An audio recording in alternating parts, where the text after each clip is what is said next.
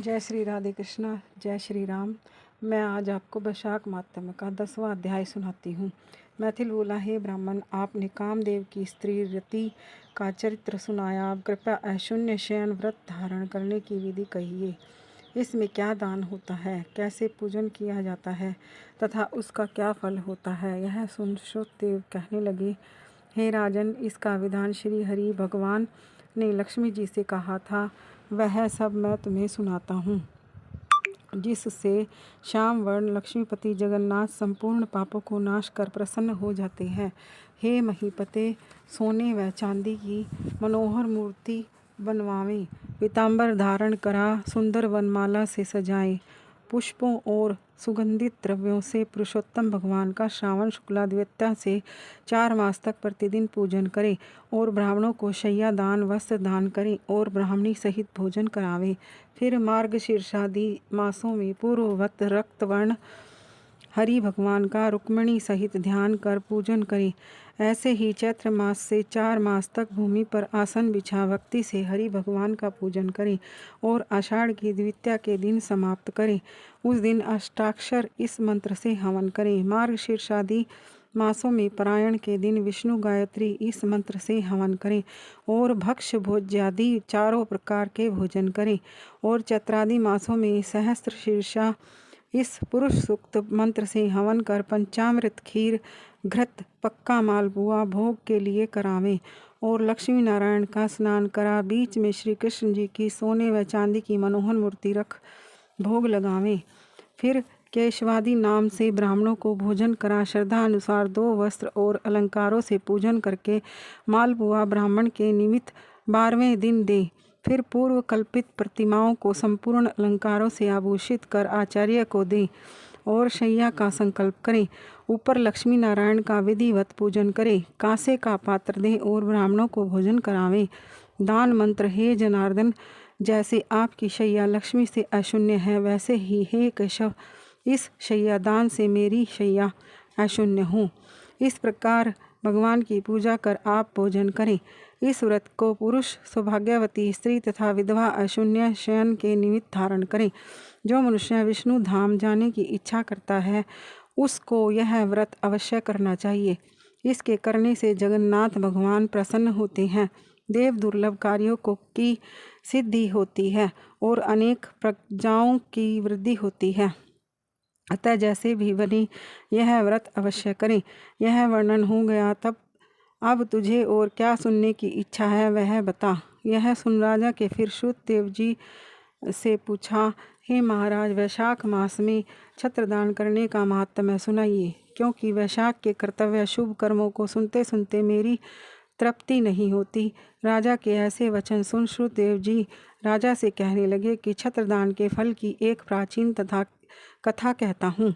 सतयुग में एक हेमकांत नाम का बंगाल देश के राजा कुशकेतु का पुत्र था। वह बड़ा बुद्धिमान तथा बलवान था। वह एक दिन शिकार खेलने गया। वहाँ घने वन में अनेक प्रकार के मृग और शुकरों को मारता हुआ थकने पर दोपहर को मुनियों के आश्रम में पहुँचा, जहाँ शतरची नामक ऋषि व्रत में मगन समाधि लगाए ध्यान कर रहे थे। इससे उनको पता न चला कि आश्रम में कौन आया है। अतः ऋषि ने उठकर राजा का सम्मान नहीं किया, जिससे क्रोधित हो राजा उन्हें मारने को उद्यत हुआ। तब ऋषि के 10 सहस्त्र शिष्यों ने उसे रोका। क्रोध में विह्वल होकर राजा कहने लगा, हे ब्राह्मणों, मैं थक गया हूँ, तुम मेरा आतिथ्य सत्कार करो, परंतु गुरु की आज्ञा के बिना क्या सत्कार करें। ऐसा शिष्यों से सुन राजा ने उन्हें मारने के लिए धनुष उठा लिया और अत्यंत क्रोध कर बाण छोड़ने लगा। तब शिष्य भागने लगे। उनमें से 300 शिष्यों को मार डाला और आश्रम में रखी हुई वस्तुओं को पाप बुद्धि सैनिकों ने ले लिया और खूब भोजन किया। तब जब सायंकाल के समय राजा सेना सहित पुरी में आया और उसके पिता कुशकेतु ने इस दुष्ट व्यवहार को सुना तो बेटे की निंदा कर पुरी से बाहर निकाल दिया। तब हेमकांत व्याकुल हो गहन वन में चला गया। वहाँ उसे ब्राह्मणों की हत्या सताने लगी। वहाँ पर जीव जंतुओं को मार कर खाते हुए इधर उधर घूमते घूमते 28 वर्ष बीत गए।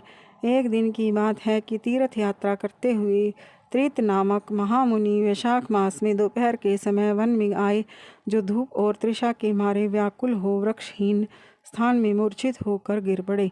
दैव योग से हेमकांत ने त्रित मुनि को ऐसी दशा में देखकर ढाक के पत्तों की छतरी बना धूप निवारण के लिए सिर पर लगाई और अलंबू का जल दिया।